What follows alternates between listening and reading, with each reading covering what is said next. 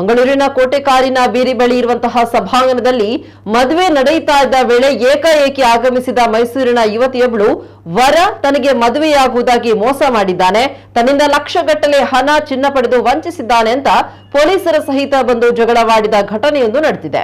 ಕಲ್ಯಾಣ ಮಂಟಪಕ್ಕೆ ಬಂದು ಗಲಾಟೆ ಮಾಡಿದ ಯುವತಿಯನ್ನ ಇಂದು ಮದುವೆ ಆಗ್ತಾ ಇರುವ ವರನ ಮಾಜಿ ಪ್ರೇಯಸಿ ಅಂತ ಹೇಳಲಾಗ್ತಾ ಇದ್ದು, ತನ್ನನ್ನ ಬಿಟ್ಟು ಬೇರೊಬ್ಬ ಯುವತಿಯ ಜೊತೆಗೆ ಮದುವೆ ಆಗ್ತಾ ಇರುವುದನ್ನ ಪ್ರಶ್ನಿಸಿ ಆಕೆ ಗಲಾಟೆ ಮಾಡಿದ್ದಾಳೆ. ಕೇರಳ ಮೂಲದ ಅಕ್ಷಯ್ ಎಂಬಾತನ ಮದುವೆ ಮಂಗಳೂರು ಮೂಲದ ಯುವತಿ ಜೊತೆ ನಡೀತಾ ಇದ್ದಾಗ ಮೈಸೂರು ಮೂಲದ ಮಾಜಿ ಪ್ರೇಯಸಿ ಕಲ್ಯಾಣ ಮಂಟಪಕ್ಕೆ ಎಂಟ್ರಿ ಕೊಟ್ಟು ತನಗೆ ಅನ್ಯಾಯವಾಗಿದೆ, ನ್ಯಾಯ ಬೇಕು ಅಂತ ಆಗ್ರಹ ಮಾಡಿದ್ದಾಳೆ. ಕೇರಳದ ಕೋಜಿಕೋಡ್ ಮೂಲದ ಅಕ್ಷಯ್ 1.5 ವರ್ಷದ ಹಿಂದೆ ಮೈಸೂರಿನ ಯುವತಿಯನ್ನ ಶಾದಿ.com ಮೂಲಕ ಪರಿಚಯ ಮಾಡಿಕೊಂಡಿದ್ದ. ನಂತರ ವಿವಾಹವಾಗುವುದಾಗಿ ಕೂಡ ನಂಬಿಸಿ ಆಕೆಯನ್ನ ಅಲ್ಲಲ್ಲಿ ಸುತ್ತಾಡಿಸಿ ದೈಹಿಕ ಸಂಪರ್ಕ ನಡೆಸಿದ್ದಾನೆ. ನಂತರ ಆತ ವರಸೆ ಬದಲಾಯಿಸಿದ್ದು ಆಕೆಯನ್ನ ಬಿಟ್ಟು ಬೇರೊಬ್ಬ ಯುವತಿಯ ಜೊತೆ ಮದುವೆಗೆ ಮುಂದಾಕಿದ್ದಾನೆ. ಆದಾಗೆ ಸಂತ್ರಸ್ತ ಯುವತಿ ಕಳೆದ ಡಿಸೆಂಬರ್ 26ರಂದು ಅಕ್ಷಯ್ ವಿರುದ್ಧ ಕೇರಳದ ಪೊಲೀಸ್ ಠಾಣೆಯಲ್ಲಿ ಅತ್ಯಾಚಾರದ ದೂರನ್ನು ದಾಖಲಿಸಿದ್ದಾಳೆ. ಪ್ರಕರಣಕ್ಕೆ ಸಂಬಂಧಪಟ್ಟಂತೆ ಆರೋಪಿ ಅಕ್ಷಯ್ ಸಲ್ಲಿಸಿದ ನಿರೀಕ್ಷಣಾ ಜಾಮೀನು ಅರ್ಜಿಯನ್ನ ನ್ಯಾಯಾಲಯ ವಜಾಗೊಳಿಸಿತ್ತು. ಈ ನಡುವೆ ಮಂಗಳೂರಿನ ಯುವತಿ ಜೊತೆ ಅಕ್ಷಯ್ಗೆ ವಿವಾಹ ಕೂಡ ನಿಶ್ಚಯವಾಗಿದೆ. ಅಕ್ಷಯ್ಗೆ ಕರ್ನಾಟಕ ಕೇರಳ ಗಡಿ ಭಾಗ ಬೀರಿಯ ಖಾಸಗಿ ಹಾಲ್ನಲ್ಲಿ ಮದುವೆ ನಡೆಯುತ್ತಾ ಇರುವ ವಿಚಾರ ತಿಳಿದ ಬೆನ್ನಲ್ಲೇ ಉಳ್ಳಾಲ ಪೊಲೀಸರೊಂದಿಗೆ ಹಾಲ್ಗೆ ಆಗಮಿಸಿದ ಯುವತಿ ಕಲ್ಯಾಣ ಮಂಟಪದ ಮುಂಭಾಗದಲ್ಲಿ ಹೈ ಡ್ರಾಮಾ ನಡೆಸಿದ್ದಾಳೆ. ನಂತರ ಪೊಲೀಸರೇ ಆಕೆಯನ್ನ ಹಾಲ್ ಬಳಿಯಿಂದ ಕೇರಳದ ಮಂಜೇಶ್ವರ ಪೊಲೀಸ್ ಠಾಣೆಗೆ ಕರೆದುಕೊಂಡು ಹೋಗಿದ್ದಾರೆ. ಈ ಮಧ್ಯೆ ಆರೋಪಿಯನ್ನ ಅರೆಸ್ಟ್ ಮಾಡಿ ಅಂದ್ರೆ ನನ್ನನ್ನೇ ಕರ್ಕೊಂಡು ಹೋಗ್ತಾ ಇದ್ದಾರೆ ಅಂತ ಯುವತಿ ಆಕ್ರೋಶ ಹೊರಹಾಕಿದ್ದಾಳೆ. ಈ ನಡುವೆ ಅಕ್ಷಯ್ ಮಂಗಳೂರು ಯುವತಿಗೆ ತಾಳಿ ಕಟ್ಟಿದ್ದಾನೆ ಅಂತ ಹೇಳಲಾಗಿದೆ.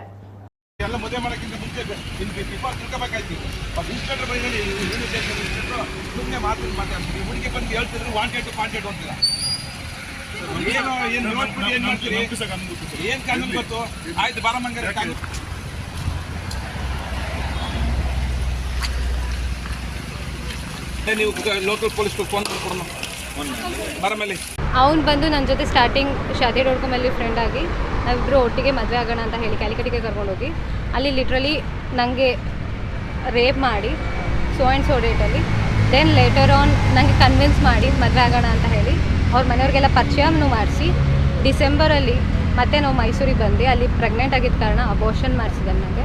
ಆ್ಯಂಡ್ ತುಂಬ ದಿನ ನಂಗೆ ಇವನು ಡ್ರಗ್ ಅಡಿಕ್ಟು ಹೌದು. ಸೊ 8 ಡೇಸ್ ತನಕ ನನಗೆ ರೂಮಲ್ಲಿ ಲಾಕ್ ಮಾಡ್ಕೊಂಡು ಟಾರ್ಚರ್ ಕೊಟ್ಟಿದ್ದಾನೆ. ಇದ್ರ ಪ್ರಕರಣವಾಗಿ ನಾನು ಆಲ್ರೆಡಿ ಬೆಂಗಳೂರಲ್ಲೂ ಕೇಸ್ ಕೊಟ್ಟಿದ್ದೀನಿ, ಕೇರಳದಲ್ಲೂ ಕೇಸ್ ಕೊಟ್ಟಿದ್ದೀನಿ.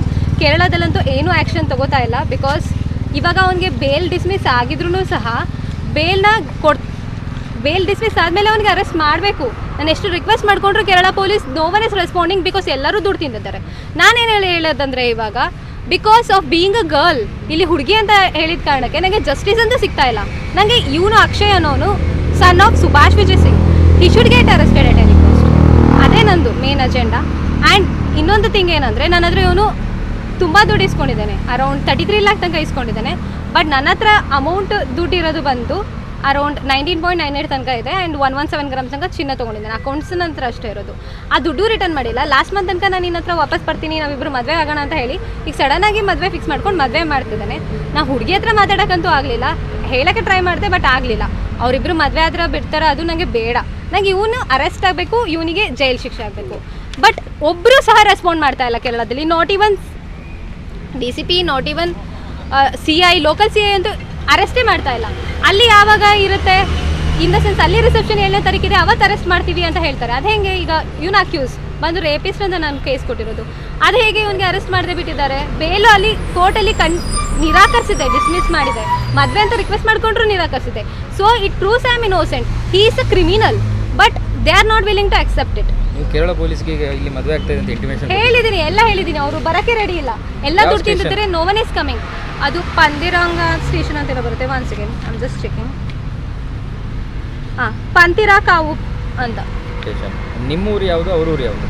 ನನ್ನೂರು ಬಂದು ಮೈಸೂರು, ಅವನೂರು ಬಂದು ಕ್ಯಾಲಿಕಟ್.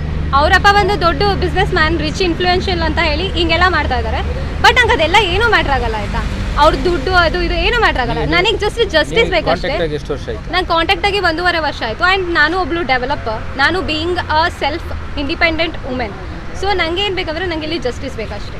ಈಗ ನಿಮ್ಮ ಇಂಟೆನ್ಷನ್ ಈ ಮದುವೆ ನಿಲ್ಲಿಸೋದಾ ಅಥವಾ ಮದುವೆ ನಿಲ್ಲಿಸೋದಲ್ಲ, ಅವ್ನು ಅರೆಸ್ಟ್ ಆಗೋದಷ್ಟೇ. ಮದುವೆ ನಿಲ್ಲಿಸೋದಿದ್ರೆ ಈಗ ನಿಲ್ಲಿಸಬೇಕು ಅಂತ ಹಠ ಮಾಡ್ತದೆ. He need to get arrested. ಅದೇ ನನ್ನ intention. Because is completely fraud. Kerala ಪೂರ್ತಿ ಫ್ರಾಡ್ ಮಾಡಿದ್ದಾನೆ. ಎಷ್ಟೊಂದು ಜನಕ್ಕೆ ದುಡ್ಡು ಕೊಡಬೇಕು, ಎಷ್ಟೋ ಜನ ಹುಡುಗಿರ ಜೊತೆ ಮೆಸೇಜ್ ಮಾಡಿದ್ದಾನೆ, ಫ್ಲರ್ಟ್ ಮಾಡಿದ್ದಾನೆ, ಚಾಟ್ ಮಾಡಿದ್ದಾನೆ. Is a drug addict. ನನ್ನ ಹತ್ರ ಆ ವೀಡಿಯೋಸು ಸಹ ಇದೆ. ನನಗೆ ಟಾರ್ಚರ್ ಕೊಟ್ಟು ದುಡ್ಡುಗಳು ಸೆಂಡ್ ಮಾಡಿಸ್ಕೊತಿದ್ದೆ. ನನಗೆ ಟಾರ್ಚರ್ ಕೊಟ್ಟು ಹೊಡೆದಿರೋ ಬಡ್ದಿರೋ ವೀಡಿಯೋಸ್ ಪ್ರತಿಯೊಂದು ಇದೆ ನನ್ನ ಹತ್ರ. If you have proof I will share everything. And ನನ್ನ ಸುಮ್ಮನೆ ನನಗೆ ನೆಗೆಟಿವ್ ಆಗಿ ಪ್ರೊಟ್ರೈ ಮಾಡ್ತಾ ಇದ್ದಾರೆ, ಬ್ಯಾಡ್ ಆಗಿ ಮಾತಾಡ್ಕೊಂಡು ನನ್ನ ಕ್ಯಾರೆಕ್ಟರ್ ಬಗ್ಗೆ. ಆ್ಯಂಡ್ ನಾನು ದುಡ್ಡು ರಿಮ್ಯಾಂಡ್ ಮಾಡ್ತಾ ಇದ್ದೀನಿ ಅದು ಇದು ಅಂತ. ನಂದು ದುಡ್ಡು ಇವರು ಇಸ್ಕೊಂಡಿರೋದು ಆಬ್ವಿಯಸ್ಲಿ. ಅವ್ನು ಇದುವರೆಗೂ ನಂಗೆ ರಿಟರ್ನ್ ಮಾಡಿಲ್ಲ. ಕೋರ್ಟ್ ಬೇಲ್ ರಿಜೆಕ್ಟ್ ಮಾಡಿದೆ ಅಂತ ಹೇಳಿದ್ರಲ್ಲ, ಕೋರ್ಟಿಗೆ ಏನಾದರೂ ಇಂಟಿಮೇಷನ್ ಮಾಡಿದ್ದೀರಾ? ಕೋರ್ಟಿಗೆ ಆಲ್ರೆಡಿ ರಿಜೆಕ್ಟ್ ಮಾಡಿರೋದ್ರಿಂದ ಕೋರ್ಟು ಇಮಿಡಿಯೇಟಾಗಿ ಅರೆಸ್ಟ್ ಮಾಡಬೇಕಂತ ಹೇಳಿದೆ.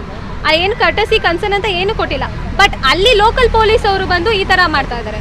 ಸೊ ನಾನೇನು ಕೇಳ್ಕೊಳ್ಳೋದಂದರೆ ಕರ್ನಾಟಕ ಹುಡುಗಿಯಾಗಿ ನನಗೆ ಸಪೋರ್ಟ್ ಬೇಕು. ಸೊ ಪ್ಲೀಸ್ ನನಗೆ ಸಪೋರ್ಟ್ ಮಾಡಿ. ಕರ್ನಾಟಕದಲ್ಲಿ ಎಲ್ಲಾದರೂ ಕಂಪ್ಲೇಂಟ್ ಮಾಡಿದ್ದೀರಾ? ಮತ್ತೆ ಕರ್ನಾಟಕದಲ್ಲೂ ಮಾಡಿದ್ದೀನಿ, ಬೆಂಗಳೂರಲ್ಲಿ ಮಹಿಳಾ ಸ್ಟೇಷನಲ್ಲಿ. ಅಲ್ಲಿ ಸಹ ಅರೆಸ್ಟ್ ಮಾಡಲಿಲ್ಲ ಅವನಿಗೆ. 2 months ಅಪ್ಸ್ಕೊಂಡಾಗಿದ್ದ. ಅಲ್ಲಿನೂ ಸಹ ಅರೆಸ್ಟ್ ಮಾಡಿಲ್ಲ. ನೀವೆಲ್ಲ ಕಡೆ ರೇಪ್ ಕೇಸ್ ಕೊಟ್ಟಿದ್ದೀರಿ? ಇಲ್ಲ, ಅಲ್ಲಿ ರೇಪ್ ಕೇಸ್ ಕೊಟ್ಟಿಲ್ಲ ನಾನು ರೇಪ್ ಕೇಸ್ ಹೇಳಿದೆ ಅವರಿಗೆ ಈ ಥರ ಎಲ್ಲ ಮಾಡಿದ್ದಾನೆ ಅಂತ, ಡ್ರಗ್ ಎಲ್ಲ ಈ ಥರ ತಗೋತಾನೆ ಅಂತ. ಬಟ್ ಅಲ್ಲಿ ಮೇಡಮ್ ಏನು ಹೇಳಿದ್ರು ಅಂದರೆ ಇದು ನೀನು ಫ್ಯೂಚರ್ ಸ್ಪಾಯ್ಲ್ ಆಗುತ್ತೆ, ಸೊ ಏನು ಹೇಳ್ಬೇಡ ಮಾಡಬೇಡ ಅಂತ. ಸೊ ಇದು ಫ್ಯೂಚರ್ ಅಂತ ಬರಲ್ಲ. ಒಂದು ಹುಡುಗಿ ಆದಮೇಲೆ ಅದಕ್ಕೆ ಸ್ಟ್ಯಾಂಡ್ ಆಗಬೇಕು, ಸ್ಟ್ಯಾಂಡ್ ಆಗಿ ಅದಕ್ಕೆ ಫೈಟ್ ಆಗಬೇಕು. ಇಂಥ ನನ್ನ ಮಕ್ಕಳು ತುಂಬ ಜನ ಇರ್ತಾರೆ ಆಯಿತಾ, ಅವ್ರಿಗೆಲ್ಲ ಒಂದು ಪಾಠ ಕಲಿಸ್ಬೇಕು.